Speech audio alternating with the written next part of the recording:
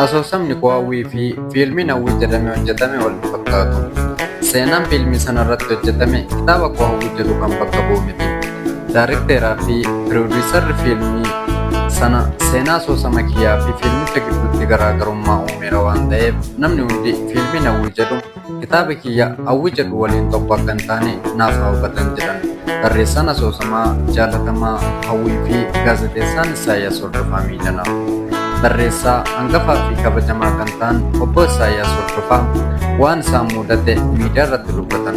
Waggoota hedduun dura asoosamni isaanii hawwii jedhu kan namoonni hedduun hawwii filatii jedhanii waaman barreessuun jaalatamummaa guddaa kan argatan obbo Isaayyaas kitaabicha gara diraamaatti deebisuuf waggoota hedduuf itti dhamaa turan. Dhaabbataa fi ogeessa isaan waliin hojjetu dhabuun asoosama gara fiilmitti deebisan sana waggaa hedduuf qabatanii taa'aa akka turan ibsan. Dhumarra karaa namootaatiin kan wal baran dhaabbanni tokko asoosama sana gara fiilmitti deebisuuf mallatteessee isaan irraa fuudhee ture. Yeroo asoosamichi gara iskiriiptii fi fiilmitti deebifamu sana utuu fiilmiin sun waraabamuu hin eegaliin iskiriiptii fiilmichaa ilaaluuf yeroon isaan gaafadhu na dubbisiisuuf fedhii qabaachaa hin turre kan jedhan obbo Isaayyaas yeroo waraabbii fi eenyummaa yoomessaa fi seenaa taatota fiilmichaa hojjetamullee utuu isaan hin beekiin waraabamee xumurame.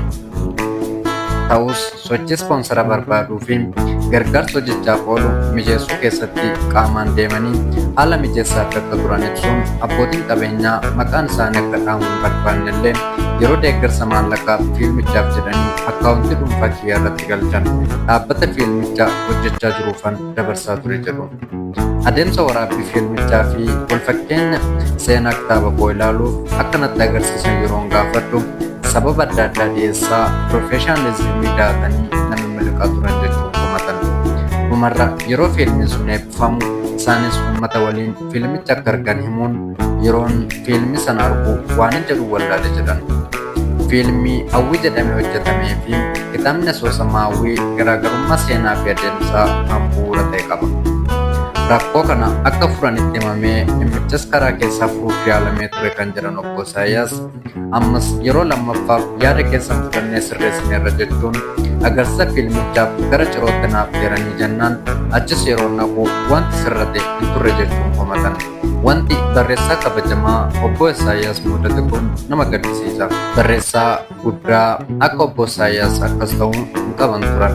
Kitaabni seenaa qabeessi kun silaa akkuma kan jara ollaa Fiqir Iska Maqaabir sana fa'aatti miidiyaalee mootummaatiin deeggaramee diraamaa ta'ee dhiyaachuu qaba ture.